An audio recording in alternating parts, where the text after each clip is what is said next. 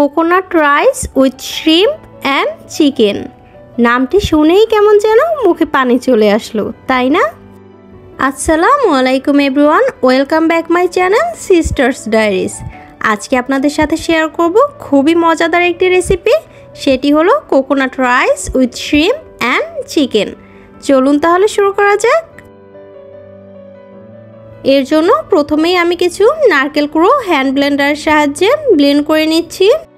Coconut rice রান্নার ক্ষেত্রে কিন্তু অবশ্যই ফ্রেশ নারকেলটা ব্যবহার করা উচিত, এতে করে কিন্তু রাইসের টেস্টটা খুবই ভালো আসে। এ পর্যায়ে আবার কিছুটা পানি দিয়ে আবার কিছুক্ষণ ব্লেন্ড করে নিব। ব্লেন্ড করা হয়ে গেলে একটা ছাঁকনির সাহায্যে সেকে নারকেলের দুধটা আলাদা করে নিব। এবার এখানে নিয়ে নিলাম 3টে কাঁচামরিচ, একটা পেঁয়াজ আর একটা টমেটো কুচি। এবার এগুলোকে একটা ব্লেন্ডারের সাহায্যে ব্লেন্ড করে নিব। এই যে ব্লেন্ড করা কিন্তু হয়ে গেছে, আমি কিন্তু একদম মিহি করে ব্লেন্ড করিনি। এবার মূল রান্নায় চলে যাওয়া যাক। এখানে আমি কিছু চিকেন নিয়েছি। এবার চিকেনের মধ্যে কিছু পেঁয়াজ কুচি দিয়ে দিলাম, দিচ্ছি রসুন বাটা, আদা বাটা, লবণ পরিমাণ মতো, সামান্য একটু গরম মশলা গুঁড়ো, কালো গোলমরিচের গুঁড়ো, সামান্য একটু হলুদ গুঁড়ো, আর যে মশলাটা ব্লেন্ড করে রেখেছিলাম ওটা থেকে 1 চা চামচ দিয়ে দিলাম। এবার চিকেনের সাথে ভালো করে মশলাটা মিশিয়ে নিতে হবে। আমি কিন্তু এখানে কোনো রকম পানি ব্যবহার করব না। এবার চিকেনটাকে ঢাকনা দিয়ে ঢেকে চুলার জাল মিডিয়াম লো হিটে রেখে চিকেনটাকে 10 মিনিট রান্না করে নিব। এর মধ্যে কিন্তু চিকেনটা থেকে বেশ কিছুটা পানি ছেড়ে দিবে। চিকেনটা হতে হতে এখানে আমি চিংড়িটা ম্যারিনেট করে নিব। দিয়ে দিচ্ছি লবণ, লাল মরিচের গুঁড়ো দিয়ে দেব, আর দেব সামান্য একটু রসুন বাটা। এবার ভালো করে চিংড়ির সাথে মশলাটা মিশিয়ে নেব। এভাবে চিংড়িটাকে 10 মিনিট রেস্টে রেখে দিব। এখানে আর একটা মিক্সিং বোল নিয়ে নিলাম আর নিয়ে নিচ্ছি 1 কাপ চিনি গুঁড়ো চাল। চাইলে কিন্তু বাসমতি চালটা দিয়েও কোকোনাট রাইসটা রান্না করা যায়। এবার চালটাকে ভালো করে ওয়াশ করে নিব।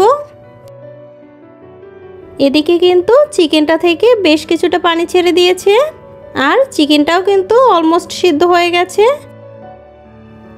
এ পর্যায়ে কিন্তু চুলাটা বন্ধ করে দিব।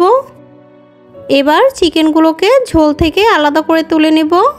চিকেনটা তুলে নেওয়া হয়ে গেলে এই পানিটা কিন্তু একটা ছাঁকনির সাহায্যে ছেঁকে নিয়ে আবার ব্যবহার করব, এটা কিন্তু ফেলে দিব না। এবার চুলায় আর একটা প্যান বসিয়ে নিলাম, দিয়ে দিচ্ছি বেশ কিছুটা রান্নার তেল। তেলটা গরম হয়ে আসলে ম্যারিনেট করা চিংড়ি মাছগুলো এক এক করে দিয়ে দেব।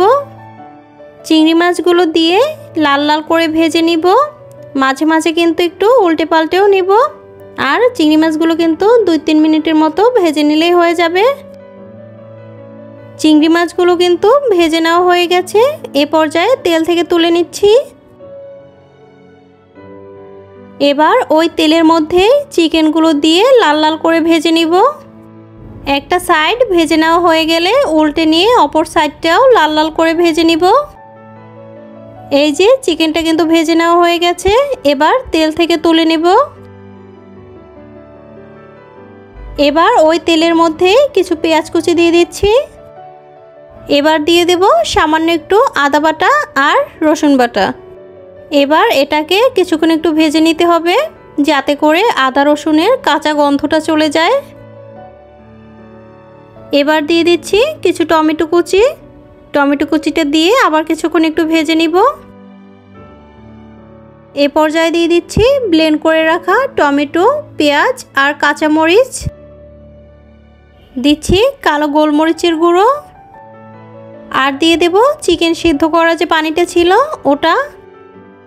দিয়ে দিচ্ছি নারকেলের দুধ, দিচ্ছি লবণ। পানিটা ফুটে আসলে ওয়াশ করে রাখা চালগুলো এখানে দিয়ে দেব। চালটা দিয়ে একটু ভালো করে নেড়ে চেড়ে নিব। এবার ঢাকনা দিয়ে ঢেকে এটাকে মিডিয়াম লো হিটে 10 মিনিট রান্না করব। এই যে 10 মিনিট পরে ফিরে আসলাম। রাইসটা কিন্তু একদম পারফেক্টভাবে সিদ্ধ হয়ে গেছে, ভিতরে কিন্তু একটু পানি নেই। দেখুন রাইসটা কতটা ঝরঝরে হয়েছে।